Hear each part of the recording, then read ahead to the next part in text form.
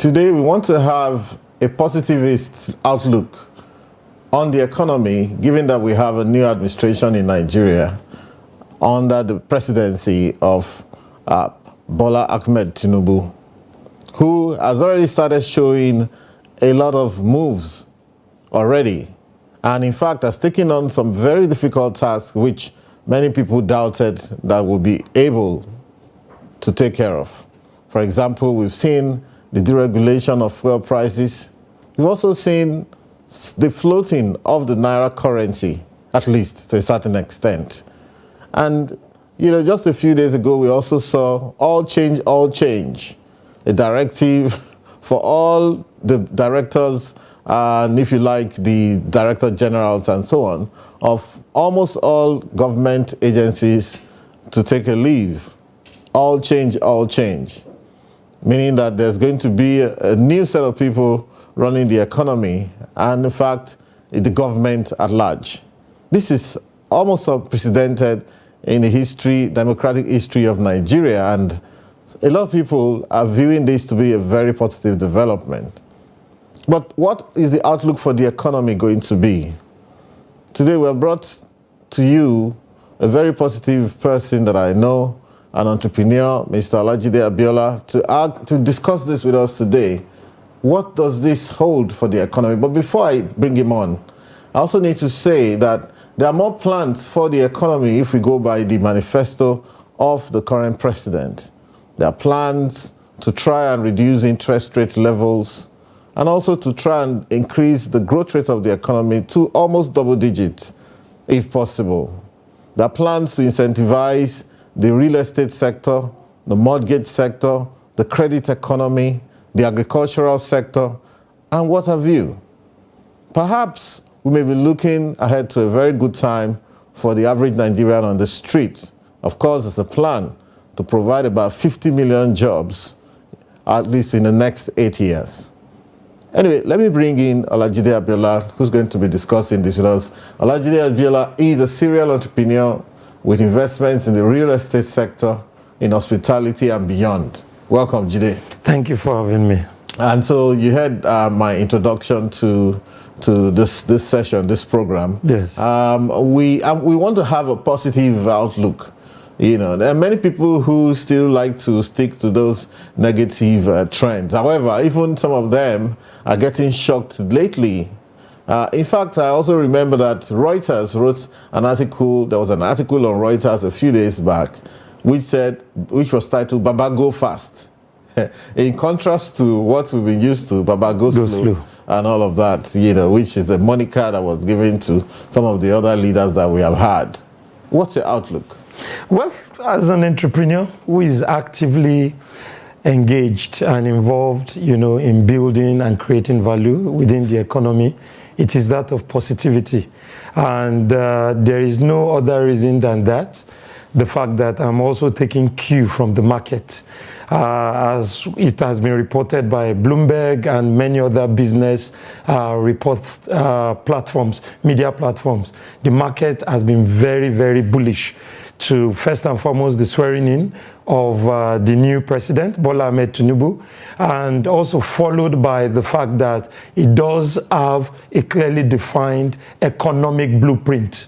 And as we can see, with some of the appointments he has made so far, and in the areas he has focused on, the directive by the CBN to actually unify the exchange rate windows. And he did hint this in his swearing-in speech, that these are some of the things and some of the steps he's going to take.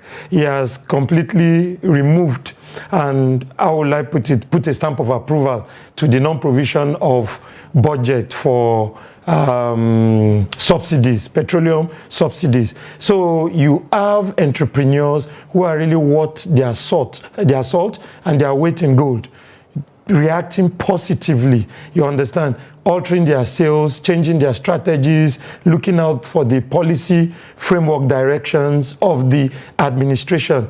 And the president has actually made very decisive decisions. And that is a very strong signal that it's not going to be business as usual as we have been used or accustomed to in the last 16 years. Of we having a commander-in-chief and a president of the largest economy in Africa. So all the indicators are pointing towards positive. So as an entrepreneur who is operating real estate, hospitality, manufacturing, and as well as finance, so I know that for anybody who is really serious, who is really creating value, I mean, there is no other tone that one should assume other than that of positivity. But I should ask you where you find your positivism from, because even when things weren't this upbeat for Nigeria, I saw through all interactions we've had that you've always been positive. Is this something that goes with entrepreneurship, or where does that come from? Or is it your background, or what exactly is it, you know? You can't be... Because even when I would have, you know, on a few occasions, and I'm very positive too, but on a few occasions I felt, maybe in the last administration, I felt, no, I mean, this can't. But you always stayed positive all through. No, positivity is not actually denying stark realities. Like I said, one of the most important virtue for an entrepreneur, and I'm not talking about a portfolio entrepreneur, I'm talking about venture builders, is that of positivity and hope. And without it, you know, human beings generally cannot have a sense of dignified decency in living. There must be something you are reaching out to that is positive, that is definitely going to be better than today. And if we believe in the philosophy that a man who is already on the ground need fear no further fall or yes. fall whatsoever. So if people believe that the economy over the last couple of years has been experiencing a kind of slow growth, depression, where else, how bad or how worse can it actually get? Then as an entrepreneur, I'm a dealer in hope.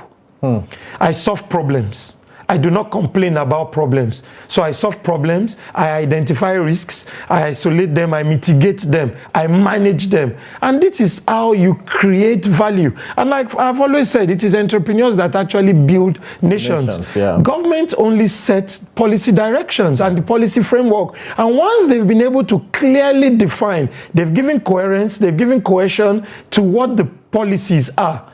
Entrepreneurs will not waste time. They are usually intrepid.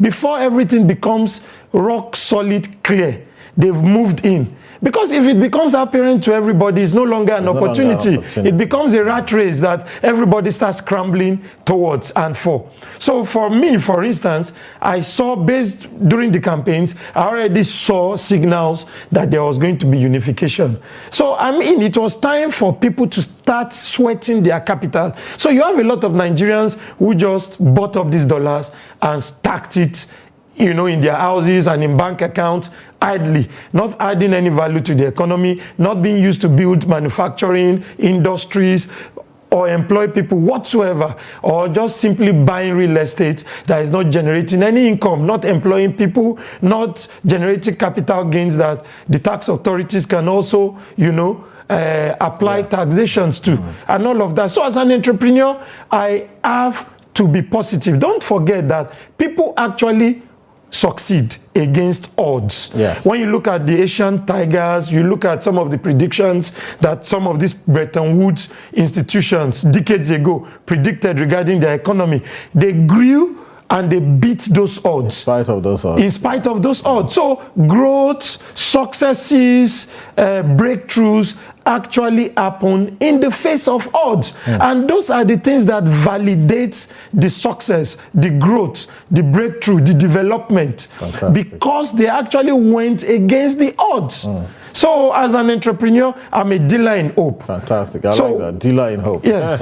So if you would give us the, how do you think the policies that are coming up and also the environment, how will it pan out for each of the sectors you are involved in? There's tourism, there's hospitality and tourism, real estate, there's manufacturing, there's finance.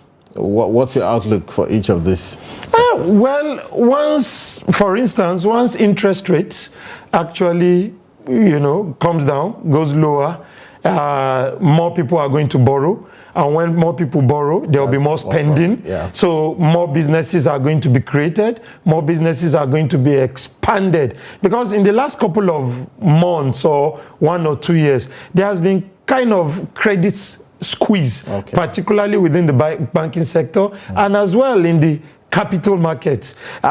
People have actually found or looked for alternative sources or means to actually preserve the worth and value of their money, and that explained, you understand, the frenzy in actually buying up foreign exchange, not for any form of importation or international trade, but just to actually preserve the value of their currencies. So I see interest rates going down, and once that happens, there will be more credit facilities available to small and medium enterprises. And once that happens, there will be more creation of businesses and more employment automatically. So you've solved multifaceted problems by just bringing down the interest rates.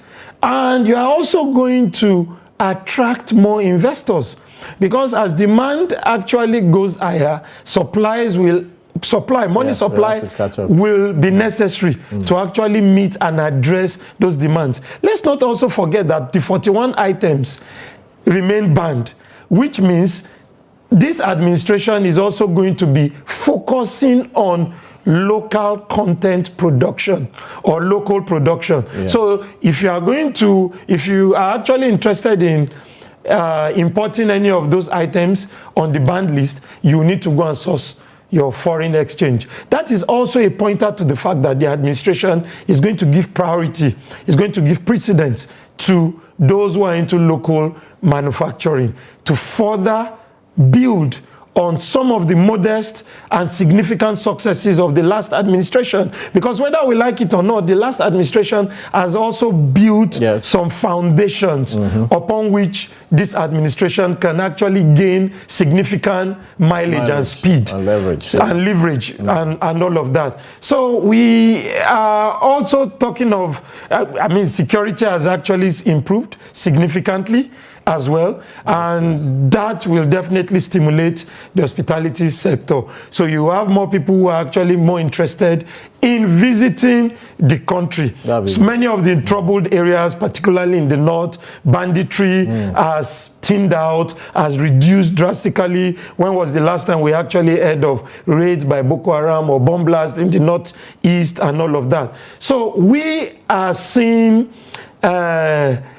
positive indicators upon which this administration can build on. And in the coming days, we're also expecting more economic and fiscal policies that will build on the few decisions that have been taken in the last 3 weeks, particularly with regards to monetary policies. Fantastic. And I see that the president has appointed a special advisor specifically on monetary policy. I think we're going to come to that in the second half of this discussion. But before we go for a break, I wanted to take you up on the, you mentioned that a lot of people kind of stocked up on foreign currency before now, and it seems like they are probably going to be dumping, because I can see that in spite of the flotation of the currency, so to speak, which the I&E window, the investors and exporters window, closed around 7 something yesterday. Day before yesterday was 663 and so on. But the black market has not, it hasn't fallen any further. It's just basically around the same thing. Perhaps you think that's what's happening? People are dumping money, or is some sort of leadership effect that's going on? Because one would have thought that the black market would have gone haywire by now, but it's not. Hey, one, it's leadership effect, and also as a result of the policy.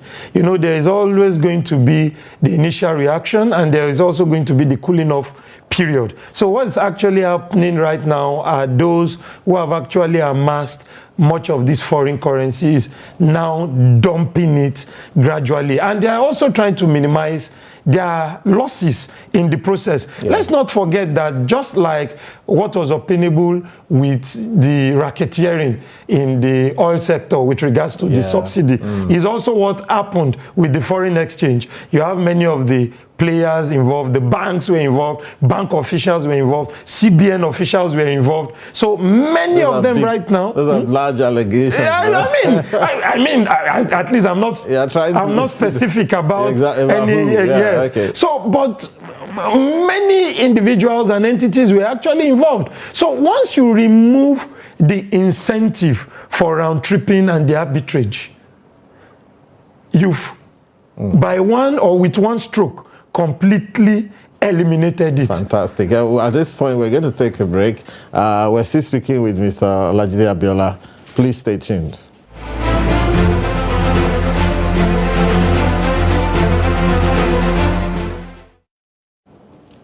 Welcome back to your show, The Nationalist, and we're still with Olajide Abiola, serial entrepreneur, and we're looking at the prospects of the economy under the new administration of President Bola Ahmed Tinubu. Welcome back, Jide. Thank you very much. Before we left, we were discussing some very important issues. For example, I wanted us to go back and look at the scenario about security. And I like your positive outlook. You were once in the military, so perhaps you know a little bit more than the rest of us, you know. Can we actually say that the security scenario is a lot better than it was? We've been hearing some things going on around the Jos area. And in fact, when I started hearing that things were happening around Jos area, it reminded me of the Obasanjo time, because during Obasanjo, we had problem around Jos. During Yaradua, we had problem in Niger Delta. Yeah. During Jonathan, it was partly Niger Delta, and then it shifted to some other place. So our security problems sort of shifting. But of course, what can this decisive leadership, a respected leadership, what kind of effect can it have on the security scenario? And many of these security issues too. Is it that perhaps like the fuel subsidy issue, like the currency issue, do we have what they call maybe violence entrepreneurs too, who are feeding fat on some of these situations that traumatize our people? What exactly do you think is going on? And how can we get a sustained scenario, for example, because this is a double-barrel question anyway. We're talking a military terminology now, sorry about that. So I want you to hold on to that. But the other aspect in terms of getting the foreign direct investments in, and I'm very particular about foreign direct investment beyond foreign portfolio investment. Exactly. A lot of our friends now are talking of foreign portfolio. They just want them to come and do all this hot money in our financial sector, in and out. The money doesn't stay. They don't invest it in anything. They're just speculating. And all of a sudden, boom, they're out. The money. And we have been through this before, where we would target foreign portfolio investors. We would say we want this, we just want to look good, like there's dollar in the system. True. But dollar that doesn't stay. We need foreign direct investors, which are monies that come into industries. People who need to put brick and mortar on ground, employ people and all of that. But beyond security, there's also the fact that we need some sort of image management for people to feel good about coming to our country. For example, the other day I was talking about the state of our airports, especially in Lagos. Abuja is a bit decent, but we can still do more. Why do we keep all these guys that beg for money in those places? What can the new government do about that? Lagos is a big disaster for now. The old airport is like a war scene, aftermath or something. So how do we manage our image? How do we recover our image? We have boys, all this Jackpot syndrome is not even helping us. That sometimes we have all these guys who go out there and they're doing crimes. Oftentimes they get caught. It still blows back on us as a people. And how do we let the world know that we're not that bad, so that we can get the requisite amount of investment into this country? Two questions. The positive image of a country requires concerted effort and input from all parties, and I will say it's the collective responsibility of everybody. But there are hierarchies of responsibilities, and those actually who are custodians of the authority to also enforce and implement some of these responsibilities, or drive some of these responsibilities. Now, one of the fastest ways to actually drive our tourism and hospitality sector is laundering our image positively. And that begins with having proactive, creative, innovative national orientation agency who actually send out the right message there. Then we're also talking about government being the primary, being primarily responsible for security of lives and property. And when people, make adduce this portion of the Nigerian Constitution, what readily comes to an average person's mind is the federal government. The Constitution said security of lives and property is the primary responsibility of government. Federal government is government. Judiciary is government. Legislature is government. State government is government. Local government is government. So it all cascades from the top to down, from down to top. Let us use a simple example of the Dangote Industries. For instance, it would have been cited in one state before it was moved to another state. Don't remind me of that. No, that's my state. It was the responsibility of the state government to give the prospective investors some level of comfort and assurance that my state is actually viable to accommodate this investment.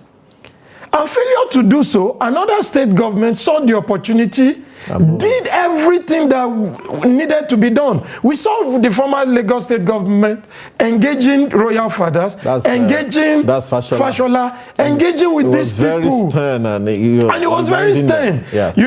You negotiate with those who you need to negotiate. You warn those you need to warn. Oh, yes. You fight those you need to fight. You pamper those you need to fight. This requires concerted effort and input by everybody. So we also have Nollywood, our entertainment industry. For instance, the United States today has Hollywood as its biggest image launderer. Absolutely. And the media. All of the fictional, utopian ideals and ideas that Africans, Asians, or Arabians actually have of the Western world is largely defined by Hollywood. Absolutely. They put it there like their FBI sees everything, their CIA can mitigate, intercept intelligence, criminal activities anywhere. So what is the message? And that's why we should have known a long time ago, because they would usually the bad guy is always a Russian. Exactly. Later on, the bad guy became a Chinese. So the African will always be one warmonger. One warmonger. Leading rebel groups. But I want you to, as we are beginning to round up now, yes. You mentioned National Orientation Agency, government doing what it needs to do, proper image laundry, even house cleaning, always putting your best foot forward, showing your best face to the world, rather than like our immigration officers. So what do you think about the fact that the average young Nigerian sees it as a badge of honor to go on the internet and run down his country, to say all the bad things that get all the clicks, and there are some people who are locked in that mode almost permanently. Some who are not even so old, but they never see anything good. They just want the clicks. They want to continue to shine among the coterie of misfits and sadists or sadists who want to hear everything bad about Nigeria. How do we turn this around, and how do we in economics, as we say, how do we make good money drive out bad money? Because they are bad money. Yes. And there's good money to be made here on this other side. Prosperity for the country, good image for the country, just like everybody is doing. Like you said, the US is doing it with Hollywood. Yes. In everything the US does. I mean, the US, 20,000 people get killed by gun violence. Far more than what is obtainable in Nigeria. Far more than what's obtained in Nigeria through all the old violence that people talk about. How come we're the one getting the bad image in this instance. So what do we do about these young people who have very little idea about history? They don't care how we got here. Somebody poisons their mind about this one, that one, and the next thing they go on social media and that they are running the country now, forgetting the fact that we live in the world of big data now. For even investors want to invest in Nigeria, they run a search on your Twitter, on your Facebook. What are people talking about? A keyword search. If everything that's coming is negative, true. What do you say? So soft and strategy or approach, the NOA wakes up to their responsibility. There has to be deliberate effort and program to launder the image of the country positively. And I'm not just talking about whitewashing now. Like one of the things you quickly made reference to, let us put our best foot forward.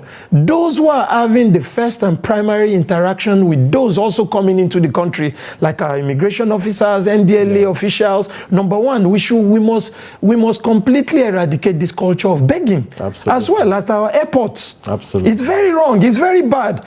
And that's the soft approach with NOA. The hard approach, we also have regulatory mechanisms.